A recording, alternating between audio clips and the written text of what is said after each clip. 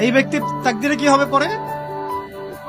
এই ব্যক্তি জান্নাতের আরফ নামক জায়গায় দাঁড়িয়ে থাকবে, চেহারাটা ঘুরিয়ে দেওয়া হবে জাহান্নামীদের দিকে।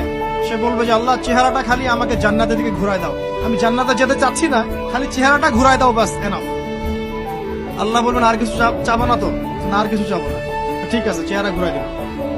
এবার চেহারা জান্নাতের দিকে ঘুরে আসে, জান্নাতের ঘ্রাণ, জান্নাতের নেয়ামতের স্নিগ্ধতা সব পাচ্ছে সে। এবার বলছে আল্লাহ, শুধু দরজার কাছে নিয়ে যেয়ে রেখে দাও, ঢুকতে চাবো না। আল্লাহ বলবেন যে এইবার কথা দিয়ে কথা রাখবা, ঠিক আছে, জান্নাতের দরজার সামনে গিয়ে রেখে দাও।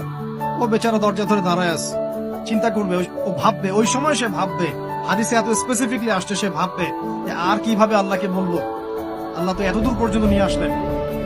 এরপর বলবে যে জাস্ট একটু উকি দিব, আল্লাহ খালি একটু উকি দিব, ঢোকানোর দরকার নেই, খালি উকি দিব।